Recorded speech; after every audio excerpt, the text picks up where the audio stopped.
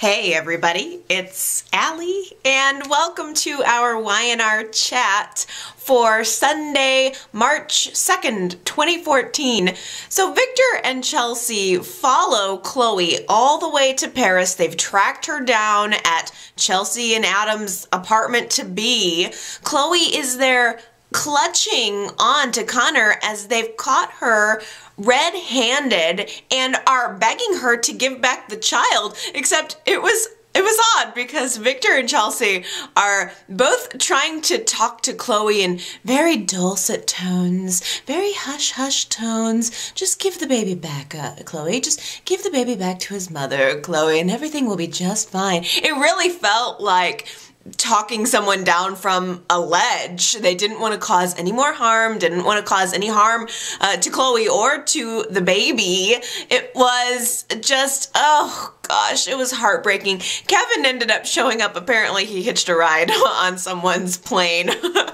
Some connection that Katherine had given to him. He decided to call in that favor and hitch a ride to Paris to get there as soon as possible to, again, try to talk Chloe down from the ledge. Get down from the ledge, Chloe. Don't jump. You have too much to live for.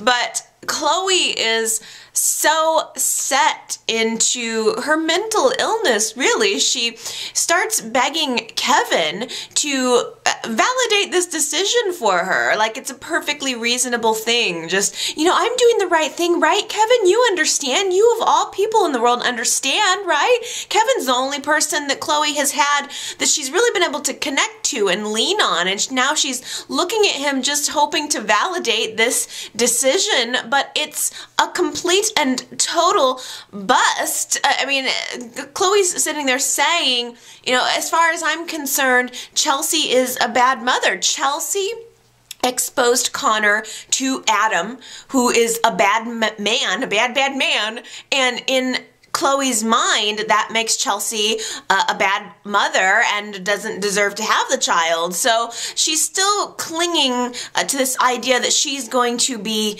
better somehow when really everyone in the room together begins to just make sense to Chloe, and she realizes she has no one in her corner. She's made a mistake, and together Chelsea and Victor and Kevin talk Chloe into giving Connor back. And I mean, Chelsea was overjoyed, so thrilled to have her son back in her arms. But in this moment, Chelsea was also very empathetic toward her friend. And I wonder if any of you guys were a little bit surprised about that, because I kind of was. I guess there was a part of me that thought maybe this would be the last straw for their friendship. I mean, here Chelsea is encouraging Chloe to come back with them to Genoa City. You know, come and fly on Victor's private jet with us. We'll all go back. We'll all be together. But I don't know that I would have that compassion for Chloe.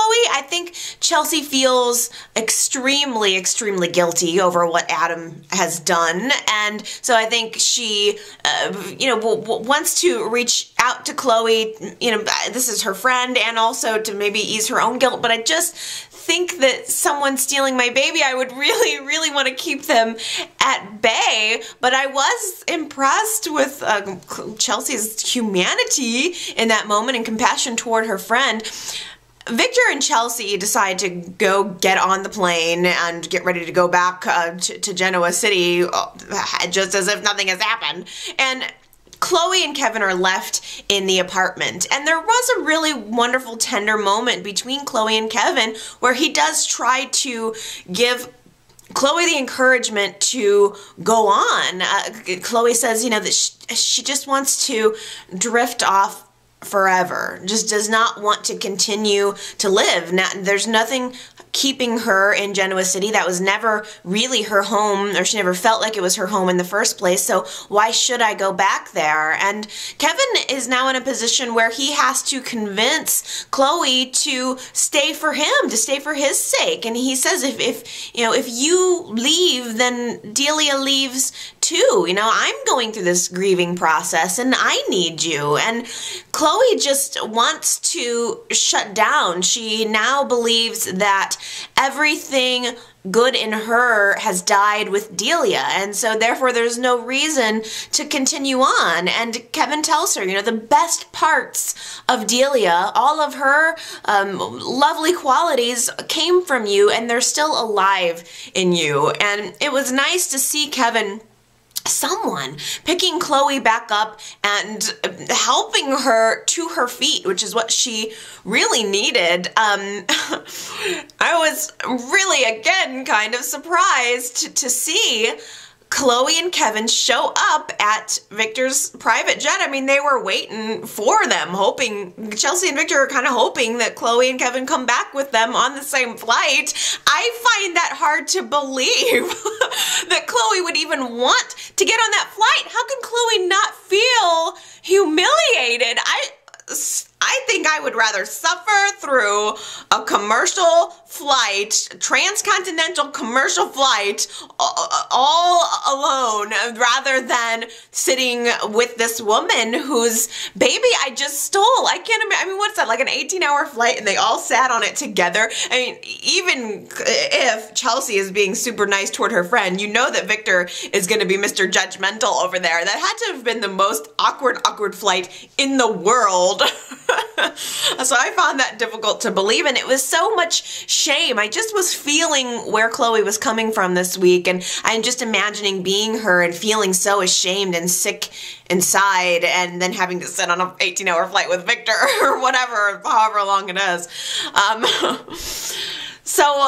They get back at home, everybody arrives home safely, and Victor and Chelsea are at the condo kind of breathing a sigh of relief, and Jack is coming over to check on Chelsea, and he is now finding out that all of this has just happened, and he's completely offended that he, first of all, didn't know about it, but also seeing that Chelsea chose Victor, that Chelsea chose to allow Victor to help her. And Jack is completely suspicious of Victor immediately, and he starts in on Chelsea saying, you know, Victor, this is all part of his plan. Has it ever occurred to you that this is part of his plan? That maybe either he was behind the whole baby stealing thing, or that he's now going to use this as an excuse to take Connor away from you. In fact, Jack implied that Victor was going to have Chelsea declared as an unfit mother and take the child away. And my question to you is, was that Victor's plan? I mean, here Jack is calling it out. And if it was true, that would have given Chelsea the heads up. If it wasn't true, it's Victor's standing over in the corner and going, Jack, this is just another one of your ways of trying to get back at me, and it's not working. And why are you putting Chelsea in the middle? So, what do you guys think? Was that part of Victor's plan? It certainly planted the seed of doubt in Chelsea's mind, I believe, and knowing Victor these days, I mean, I want to give him the benefit of the doubt, but knowing him these days, I really would not put it past him if that's exactly what he was going to do. Somehow go to the courts now and say that Chelsea endangered her son by associating with this crazy person, Chloe, or I don't know what his angle would have been, but now that Jack has pointed it out, I think we should consider Chelsea warned. She ended up kind of asking Jack to, it had become so heated, Victor and Jack going back and forth at one another, Jack accusing Victor, Victor defending himself without really ever saying whether or not that's what he was planning. It became so much for Chelsea that she just said, go, please, Jack, you said you had to leave, just leave. Victor stayed, and they had a conversation together, and Victor did seem to try to smooth things over in that way that Victor smooths things over, but I just wonder, I think Chelsea is concerned about Victor, and Jack had actually made a good point saying, Adam has been in your shoes at where you are right now. Many times he had wanted a relationship with Victor only to find out that Victor wasn't capable of that type of loving relationship. So I really think Chelsea should just turn around, run back to Paris. That may be the safest place for her. are now that Adam's really not there to protect her from this duel. She's right in the middle. And at the very, very end of Friday's show, Chelsea received a phone call from an unknown phone number, and it was all staticky on the other end, and there was this air of mystery about it, and she just is holding the phone to her ear, and she just says out loud, "Adam?" You know, as Adam, and I think she, well, obviously believes in her heart that Adam is still alive and wants him back, I'm sure. And I know there have been some casting updates this week. It does seem like Y&R is looking around to see if they can recast the role of Adam. It certainly is an important role. What do you guys think about that? How are you feeling about a recast of Adam? Because it is a very important character, I think. Personally, I think it's, you know, the character itself has brought a lot to the landscape, has just been very in an integral place. He's an important little chess piece there. But at the same time, I do still feel like I love Michael Mooney and I missed Michael Mooney, and it still smarts. I think personally that maybe Y&R needs to wait a little while longer. I'm not entirely opposed to a recast just because it may have to be, but maybe not so soon. Maybe I need a little more time. Oh, you guys will have to let me know how you're feeling about all of that. So that's the Victor and Chelsea end of things. Chloe and Kevin get home and they go back to the Chancellor Mansion. I don't know where the heck Esther is.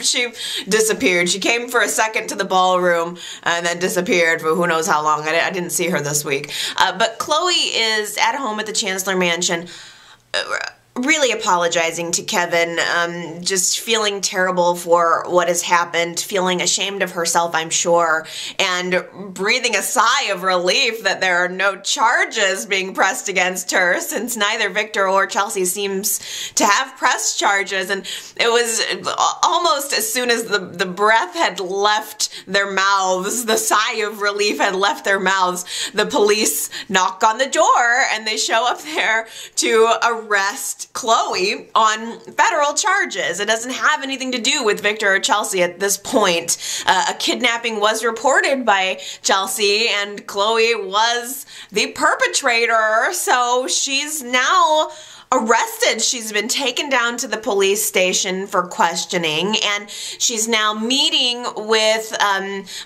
she's in a room with Paul, the chief of police, Kevin, and now Michael has been called in as her attorney. And they have a moment alone. The Baldwins and Chloe have a moment alone where they're trying to strategize how they're going to get her out of this, and Kevin immediately clicks into this story that he's concocted that's going to solve everything. It's a complete and total lie. He begins to say that, it was all just a big misunderstanding.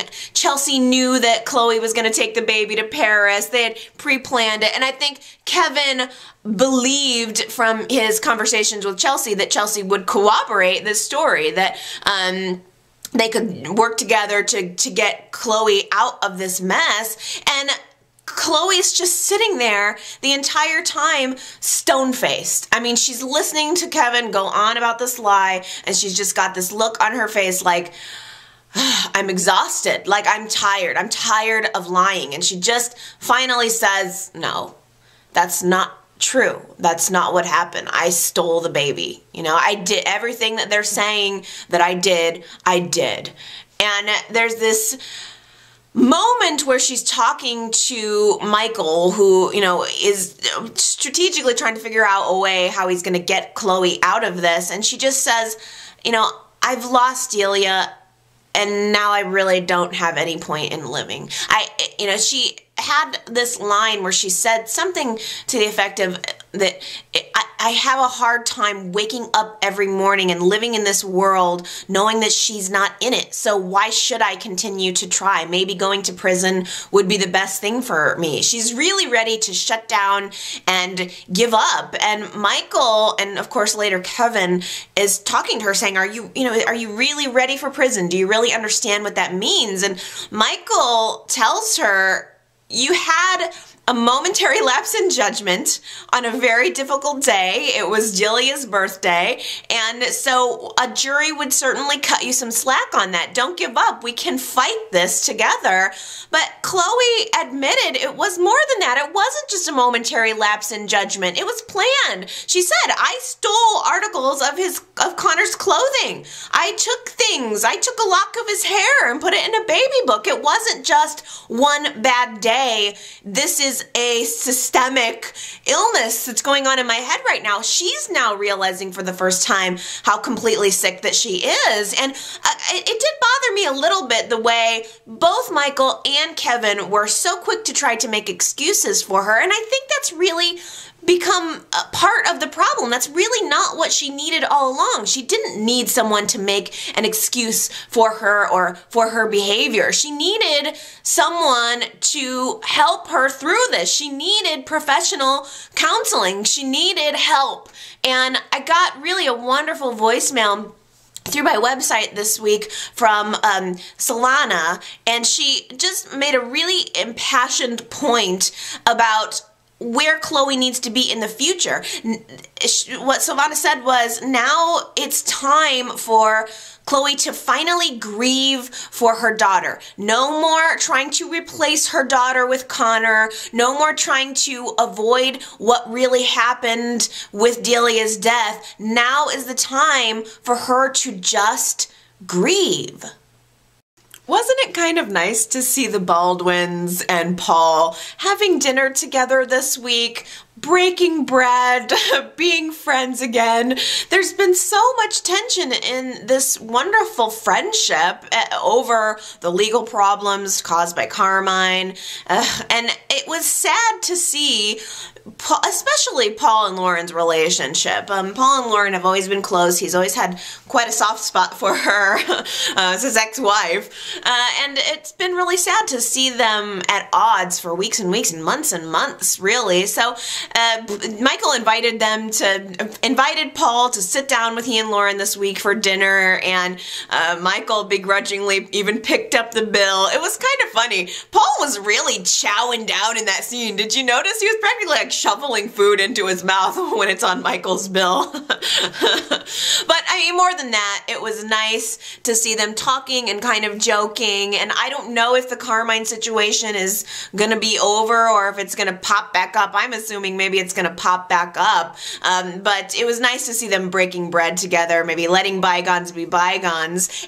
And interestingly, Fenn shows up at the meal to announce that he decided, to his mother actually, that he's going to be a lawyer, that he wants to follow in his father's footsteps and maybe use schooling and becoming a lawyer as a path toward healing. And he seems really jazzed up and excited about all of this. I mean, he's taking a cue from Summer's book. She has met this really great life coach. Dylan and Nick are teaming up against the evil force that is Ian Ward. And I have to say, I am really kind of enjoying Nick and Dylan being friends, and throw Avery in there. It's awkward but amusing to me. I feel like I've enjoyed the Nick, Dylan, Avery triangle way more within just the past couple weeks of them being sort of frenemies than the whole time when they were in the love triangle. Do you guys feel that way? I just think that there have been some funny lines. I like that Avery's poking fun at these guys who are supposed to be mortal enemies, and she's saying, hey, maybe you guys could have a sleepover, braid each other's hair. It's funny to me. I need that levity, I suppose. But they have a lot of work to do. Summer follows Ian to his hotel room to take this personality test or whatever it was, and she's in there just very casually writing on her answers on this test, and it's ominous. It really is. Ian has this carafe of, iced tea conveniently completely prepared on his table in his hotel room, and he offers Summer this glass of iced tea, and there's a moment where I thought, is he gonna spike it? And what did you guys think that? I went back and watched the scene twice, and I did not see him slip anything into her drink, but he hands her this glass of iced tea, and she takes it, drinks it, is very grateful, then goes about her test, and he gets this evil smirk on his face. And since I didn't see him slip anything into the drink, I thought, well, now this is interesting. Just this tiny little moment I had to focus in on, because I thought, you know, I wonder if this is Ian's way of just testing her. You know, he hands her a drink, she picks it up and drinks it without question, almost as if it was a test of how much she trusts him. Is there anything in her that thinks he might be a bad guy that would make her hesitate to drink something that he gave to her? And she took it. She just drinks it, gulps it right down. Everything's completely fine. She's a happy little late teenager just taking a drink from a strange man in his hotel room. Well, the creepy level of Ian really skyrocketed this week, because then he tells Summer that he wants to take a picture of her for her file. So there's one picture just of her sitting there awkwardly, and then there's one picture of him and her, like he wants to do a selfie, like here I am, a 70-year-old man just wanting to innocently do a selfie with this young hot former model. Oh gosh, and she doesn't think a thing about it. I gave Summer the benefit of the doubt in previous weeks, thinking, well, you know, she's young, maybe she just doesn't know. But now I'm like, girl, somebody needs to teach you how, you know, doesn't have weirdo instincts. Like, there is something that's now become weird about this situation, or unsettling. And I mean, just wait until all of a sudden he needs to take a picture of her in her underwear or a nude photo for her file. I mean, come on, Summer, the light should be going on in your head. But it doesn't. And after Summer leaves, Nick and Dylan show up. They have decided that they're going to confront Ian Ward, and immediately, as soon as Ian opens the door, he does make some kind of offhand comment about Nikki being lovely or something, and Nick just could not resist getting a punch in. He just punches him right in his face. Ian like falls back, like, what the heck, you know, again, you're punching an old man. But he did deserve it. I thought it was about time. It's been a little while since Nick has punched anyone, and this was their first meeting, so it makes sense. But now Nick and Dylan are in the hotel room, kind of ganging up on him, using the brute force, telling him to stay away from Nikki, but he's not going to. In fact, he has plans to send that photo of him and Summer, the little selfie, to Nikki. So Ian sends that photo to Nikki's cell phone, and she flips out. She all of a sudden has all of these memories flooding back to her of when the things that she was made to do or coerced to do with him sexually, and now she's almost seeing her granddaughter plopped right down into this position that she used to be in, and it's horrifying for her. She's immediately freaked out. She calls him on the phone, and he begins to taunt her. Now, for the first time, we're really seeing the real Ian Ward, because for the past couple of weeks, he's been just bubbling below the surface. We know as the audience that he's a bad guy, but he hasn't really shown those stripes, and now he's just outright taunting Nikki, saying, yeah, you know, I got your granddaughter in one way or another, and if you'd like me to step out of your lives forever, I'm gonna need you to pay me. So now he wants money. Now it's extortion. For a cool $5 million, he will leave town, leave Nikki alone forever. And of course he tells, you know, just, she's gonna go right for it. Of course Nikki's gonna do whatever he says. You know, Nikki just, it bothers me that she just did what he wanted to do. She just followed it, because here is this evil man who is threatening her family, who is trying to extort her money. Well, you know who might be able to help you with this problem, Nikki? Your husband. Maybe if you would involve people and tell people what's happening to you, this wouldn't be going on. It bothered me that Nikki tried to take care of it all on her own. I know that's her just being independent and Victor's off doing everything that Victor's doing, but she needed to confide in someone and she didn't, and that bothers me. I mean, of course, Ian tells her to keep her mouth shut. Don't tell anyone, including your husband, what I'm doing. Just keep your mouth shut while I extort you now, and then I'll turn around in probably a year and extort you again. I mean, I can't believe Nikki didn't have the long game in view on that one. But again, I suppose she's just blinded by fear and rage and all of the above. She decides to get the cash together right away. She just has $5 million apparently lying around. She probably, I don't know, keeps it stashed away under her pillowcase or something. She puts $5 million in cash in a designer floral print bag to take to him. It was so Nikki, you know. I mean, if she's gonna get extorted, she might as well do it in style. So she's on her way out the door to go give Ian the money. He's instructed her to meet him at his office, and she runs into Avery. Avery has decided this is the time to give Nikki her finalized will papers, and Nikki brushes her off, and Avery realizes that something is up with this, so she goes back to Nick and Dylan and tells them something didn't seem right with your mother. She had a bag. I just have a bad feeling that Ian has something to do with it. And at the exact same time, they're at the coffee house with Faith, and someone mentions the name, you know, John Darwin, and Faith just sits right up and confirms, you know, that John Darwin, that's Summer's friend. That's the guy that Summer's friend. So all of the pieces start to fit together right away. To Nikki's credit, she goes to see him in his office. She goes to see Ian. She's got the bag of money, and she does play dumb about the amount of money he wanted. She starts to act confused.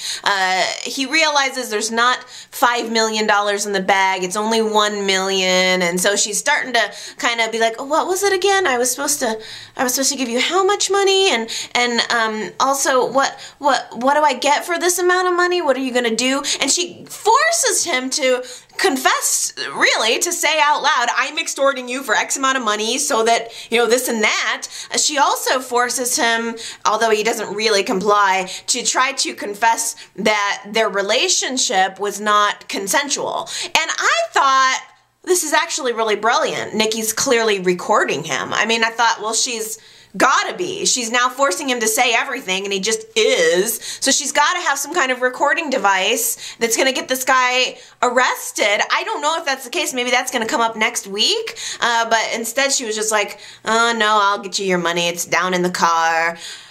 Nick and Dylan show up right at about that point. Well, I guess I forgot completely to mention that Nikki rescued Summer. Like, as soon as Nikki gets to Ian's office, she sees that Summer is inside, and she's terrified. She's like, Summer, just get out of here. Summer doesn't know what's going on. She thought this guy was trustworthy. Now all of a sudden, her grandmother shows up out of nowhere, tells her to get out of the room, is not aware that there's a connection there at all. So Nikki kind of rescues Summer, ushers her out of the room. Summer goes to the police station to alert Paul, and while Nikki and Ian are alone together, Nick comes in, he sort of rescues Nikki, gets her out of there, and Dylan and Ian have now this final face-off. It's just Dylan and Ian together, and Dylan is looking like he's going to do something violent. In fact, Ian said, you know, I'm aware of your military past, I'm aware that you're a violent person, and it just seemed like Dylan was ready to let loose all of the rage that he's been feeling for all of these months since he's found out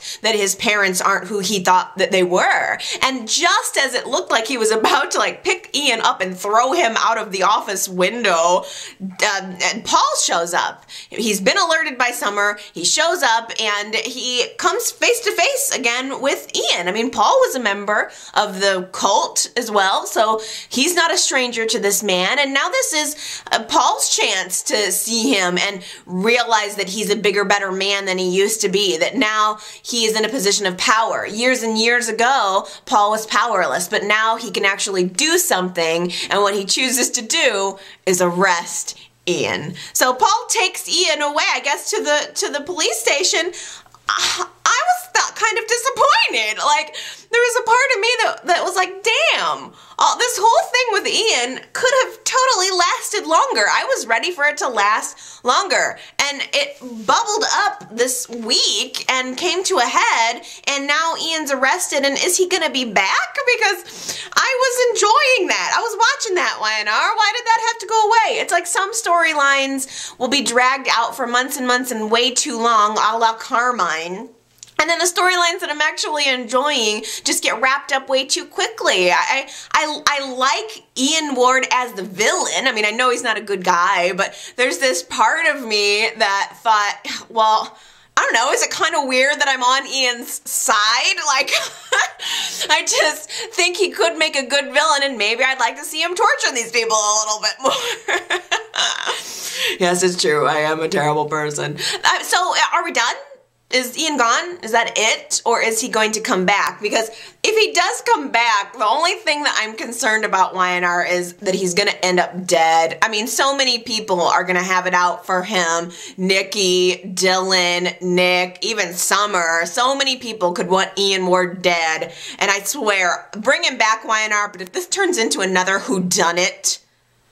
Sharon came home last week to find all of those photos of Cassie all over her apartment. She knows in her heart that she didn't do it. I mean, Sharon seems convinced that something else has to be going on here. And Noah ended up showing up at Sharon's house, and she did confide in him a little bit that this is what happened. She didn't lie. She didn't try to cover it up. She said, this is what happened. I'm afraid that it might be me, but I don't really think that it is. And she tells Noah that she thinks maybe it could be a ghost. She's noticed that there's been a change in the way that she's seen Cassie. Cassie used to always be a benign figure, and now there's a malevolence about her, and she feels threatened almost by the ghost Cassie. And Sharon thinks maybe it could be a bad poltergeist or something. Noah just is, I think, shocked that this is happening.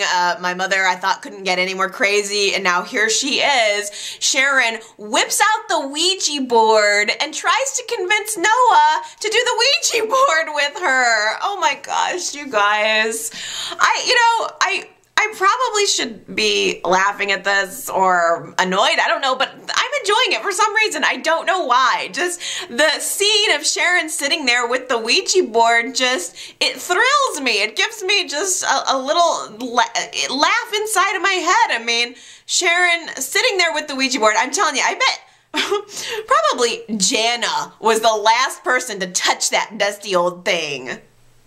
Noah received a Valentine's gift delivered to his apartment from Courtney, but they're not together anymore. It's something she must have ordered a while ago. So he goes down to the police station, which is where she apparently works.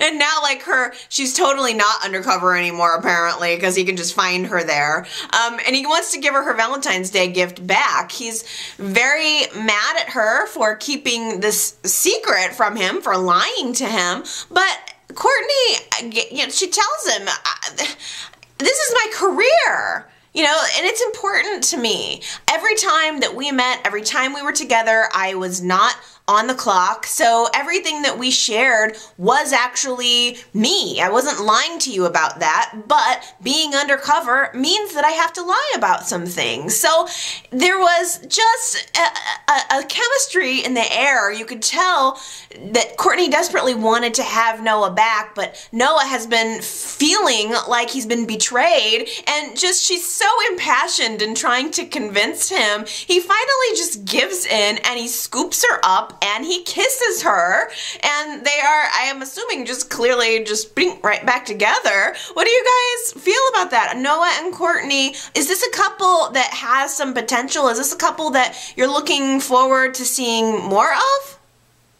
Now that Billy is out of the hospital and Victoria knows all about the affair, she wants to know all of the dirty details, and she confronts Billy this week and asks him, where did you have sex? Was it here in our house? How many times did you do it? Where was I while you needed somebody else to fill you up? Oh, it was good. It was a good confrontation, and he didn't lie. He really tried to present what happened exactly the way that it happened, and she realized that he told her the night it was once that he and Kelly slept together, and Victoria realized that they had sex right after that. That right as soon after he had sex with Kelly, Victoria and Billy had sex for the first time since Delia had died. So, oh my gosh, she's realizing he did it with her right after. That's horrible. And Victoria was so good this week, and she really let him have it. And she said to Billy, I needed you too. You know, you were off needing something from somebody else, but I needed you. I needed something too. I lost Delia too. I was the one who was at home holding our family together while you couldn't even bear to look at our son. It's true, too. Victoria was nothing but completely supportive of him in whatever he wanted to do, and he did betray her. It does get to me now that Victoria knows. I'm glad that she knows. Kelly, I liked at first, but she is bothering me lately. Stitch runs into Kelly, I think it was at the coffee house, and she is feeling like dirt. She has just been exposed in front of the town for having had an affair with Billy, and Stitch, who has seemed very judgmental toward her in the past, instead of kicking her this time, he really was very tender with her, and he tried to encourage her to lean on him, and he even said that he wants to be close again with her. And Victoria stomped in right during the middle of this heart-to-heart, and she is ready to rip Kelly to shreds, but it was Stitch who held Victoria back and said, leave her alone. What are you doing? What do you think you're doing? And gosh, I'm so confused because I got a voicemail from Anna this week who said that there was a scene last week where Stitch, I guess, or Kelly somehow admitted that they were brother and sister, that Stitch said, or Kelly said, you should start acting like a brother or something, but I totally missed that. How did I miss that? And I'm mad at myself because now I'm like, well, shoot, I want to go back and understand, because the Stitch-Kelly connection is really, it felt confusing to me, and especially now, because Stitch is encouraging Victoria to work everything out with Billy, but then he also, I don't know, I swear, he seemed to indicate that he loved Kelly, and this week, I don't know, I got a romantic vibe out of it. So is it just that he loves her as a sister?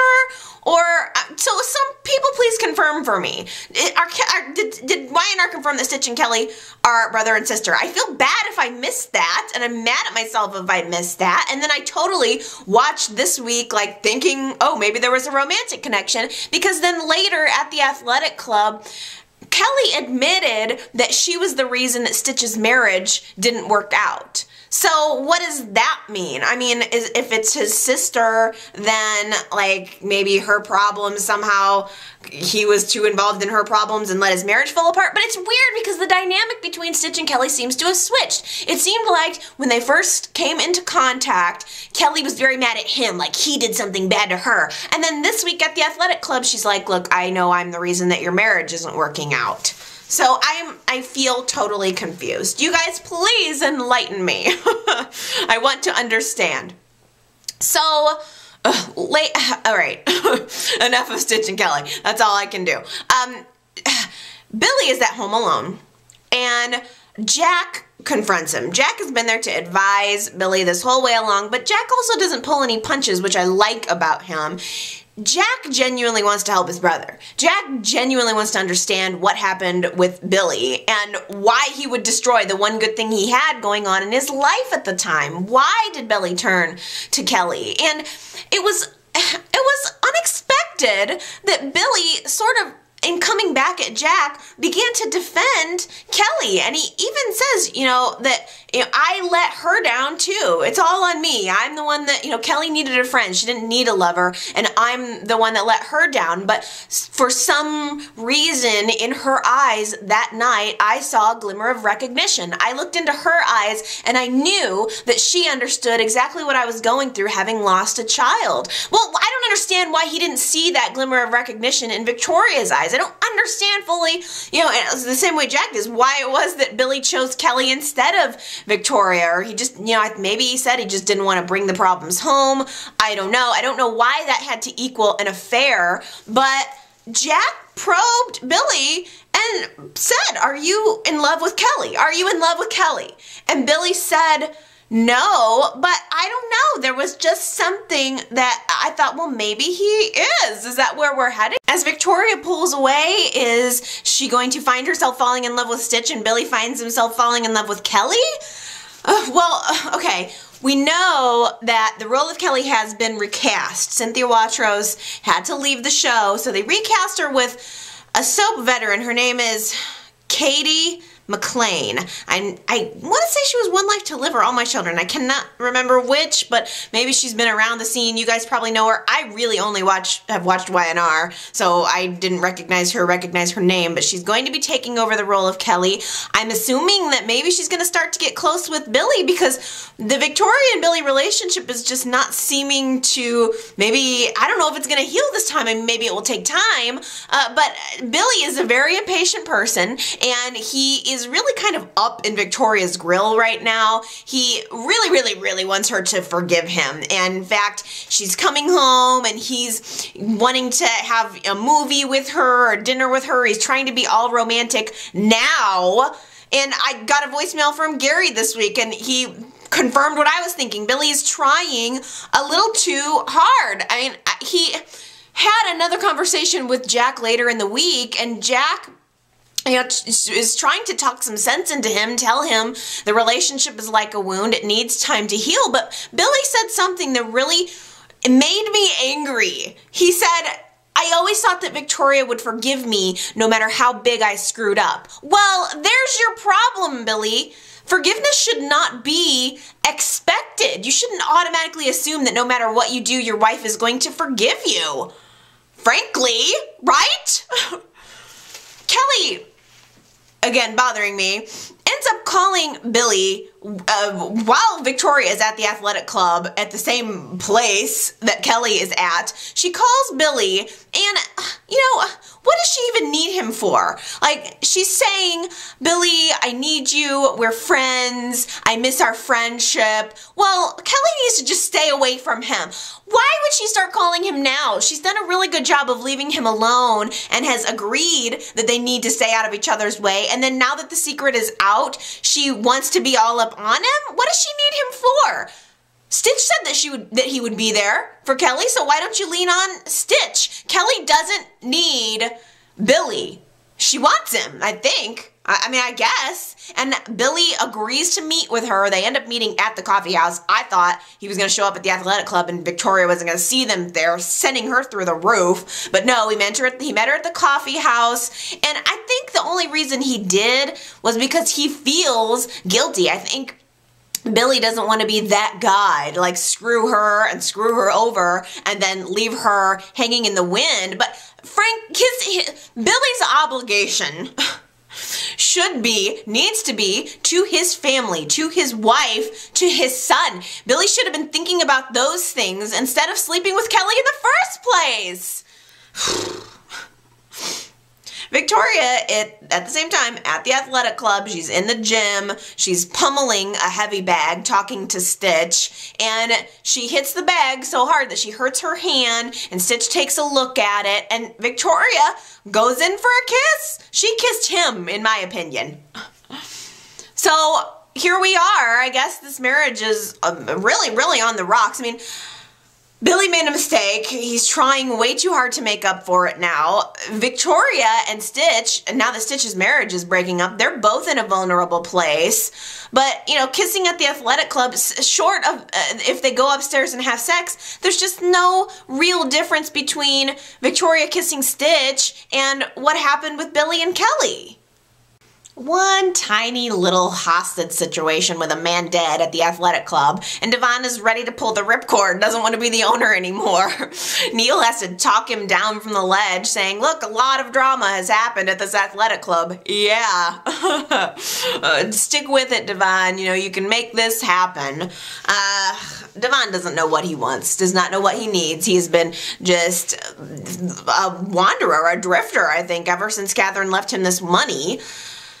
Hillary is having a lunch with Jack discussing business, and every time Jack tries to discuss business, Hillary just feels increasingly worse. She realizes she has to address it. She tells Jack that she just feels weird about the fact that she kissed him, and Jack is very, very gracious about it. He doesn't try to make her feel bad. In fact, he tells her, don't be sorry. What you did was completely innocent compared to the big secret about Billy's affair that came out at the gala, so don't feel bad about it.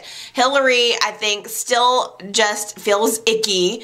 I don't know if she really wants Jack as much as she just wants somebody, just wants to be loved. She heads downstairs and runs into Devon, and they talk a little bit. Devon reveals he saw her kissing Jack, and I can't remember if she told him that she caught him with Esmeralda, but it was kind of funny because Esmeralda shows up, the model, at the athletic club to give Devon, big hugs. Oh, I'm so glad you're all right. I heard about the hostage situation. Oh, I'm so glad you're okay. She doesn't really care about him other than the fact that she is probably hungry for his money. I mean, wasn't really interested in him until he revealed that he was the owner of the athletic club. All she has to do is a Google search to find out exactly how rich she was. So there's this moment where Hillary and Esmeralda are alone together. Esmeralda reveals that she did in fact sleep with Devon, and she makes a point of saying how good it was. Oh yeah, really? I couldn't believe that. I thought, well, geez, Devon doesn't even seem like a stud to me. Does he seem like some huge stud to you? She was going on and on like Devon was the best lover she's ever had. Made Hillary completely jealous. I'm sure Hillary wants to experience that too. Devon's got some ladies fighting for his attention right now. Neil is in a bad spot. He's losing his lady, you guys. This week, Neil comes to talk to Leslie. He feels like his experience with the hostage situation has really woken him up, and it's made him want to marry Leslie all the more. I know I said I was fine with not getting married yet, but no, I want to be with you. And Neil made a really good argument, just, I really like Neil saying people fight for this right to be married their entire lives. There's nothing like this connection. I want to tell everyone, the world, in front of God and man and everyone under the sky that I'm in love with you. There's nothing that matches the commitment of marriage. Neil takes it very seriously, considering he's been married several other times and it didn't really work out, and he didn't really take it sacredly, but now all of a sudden marriage is a sacred thing to Neil, and he wants it with Leslie. And I like that Neil is making this socially relevant argument. It's definitely a new direction for Y&R. I like them bringing this up, but I also appreciate Leslie's point, because Leslie comes back and she was telling, I think, Tyler, just before she was sitting down with Neil, telling him that she and Neil had decided not to go forward with the marriage, and Tyler, of course, thinks she's crazy, but she revealed that she only said yes because she was afraid she was going to lose him. And I have a friend who I really strongly believe did the same thing, married her man because she was afraid that she was going to lose him. That was her way of holding on to him. And I think that might be a feeling that a lot of people have but don't really talk about. So I really have enjoyed this back and forth between Leslie and Neil, this conversation that we're kind of having, because it's not typical for soap operas. Soap operas always elevate marriage like it's the the end-all be-all, the most wonderful thing in the world. I love that Neil is taking that position, but the woman, Leslie, is saying, I don't feel like I need to marry you to have this piece of paper in order to love you and share all of these things with you. So I am enjoying this back and forth. Unfortunately, Neil ended up kind of issuing an ultimatum to her, saying, I'm sorry, I cannot wait. It's either we get married and make it official, or I can't go on. I can't go on loving you and not feeling like we're committed in this way. And she returns the ring. Just gives him back the ring and says, I love you and I wish that was enough. It really makes me sad, I tell you, because I feel like I understand where she's coming from. And Lily comes downstairs and sees the tail end of this, sees Leslie returning the ring, crying, and she comes up to talk to Neil and to her father, and he just says, I didn't think she was going to walk away. I really didn't think she was going to walk away. I think Neil felt he was going to play this card, this ultimatum card, and that ultimately Leslie would give in. He was not expecting her to turn around and walk away. And it's really sad, and I think it's been an impactful moment. I haven't felt really connected to Leslie and Neil as a couple, but I have definitely connected into this conversation. I think here we have two people, Leslie, Neil, who clearly love each other, but they just can't agree on the terms of their endearment. Jill and Colin are both still following this new Rachel Berenson lead. Who is this woman? They both are going through Katherine's things, pouring through old boxes, old books. They both want to be the one to find this clue without the other one knowing. They want to one-up the other one. They don't want to share in whatever the windfall is going to be. If Rachel Berenson leads to money or who knows what else, will they want to share it? No, they're going to want to keep it for themselves. So Jill is going through these boxes and she finds a book. And inside she finds a very old photo with the name Rachel written on the back of it. It's actually... she tries to hide it from Colin, but he ends up seeing it, and they talk about it a little bit. Apparently this was a book that Katherine's father had written while he was in the war, and it kept this photo in there. And now I want to know what your guys' theory is, because I'm going to take it at face value and assume that this whole Rachel Berenson thing is true, that Colin's telling the truth about it, because the more I think about it, the more I realize that Colin knows that something valuable has to do with this music box. I mean, I can't imagine under what circumstance Colin would have been overhearing Katherine talking to her lawyer and would have got to that music box first. But at the same time, I think Colin knows that whatever's on the other end of this is valuable, which is why he wanted to marry Jill, to ensure that he had half. Why else would he marry her? He wants in on this fortune. The whole heist with the diamonds has proven that he's desperate for money and he's willing to do what he has to do to get it. So this photo of Rachel in this book of war, what do you guys think it's going to lead to? Because the thought occurred to me, could Katherine have a long-lost sister? This is obviously a photo that the father has kept in a book for a long time. Could it have been a love interest? Maybe Rachel Berenson was someone that Katherine's father was in love with. Maybe it will lead to the fact that they had a child together. Maybe we will have someone coming in to remind us of Katherine and not take her place, but I just think that would be all right with me. If all of a sudden Katherine had a sister and came in and maybe was able to connect with Jill. I don't know why it would be Jill's final wish from Katherine, but Katherine's final wish for Nikki was that she found a long-lost relative, so maybe it's not altogether just a wild goose chase. Maybe that could very well be what it is. What do you guys think that it is? I'm curious. In the meantime, though, I really am enjoying the Colin and Jill thing. I think that they have a really good banter. I think Jill is totally attracted to Colin. That was never the problem. Wanting Colin was never the problem. It was the fact that Colin was a sleazeball. So I love seeing Jill fighting between really wanting him and not wanting to give in to him because he's such a sleazeball. I mean, it's just so good. On the other end, I also enjoy Colin constantly groveling for sex. Constantly groveling to just touch her. I don't know what that says about me. Okay, you guys, that is the end for me. I hope you guys enjoyed the show and that you come back next Sunday so we can chat about it again. I love ya. Everybody take care. Bye.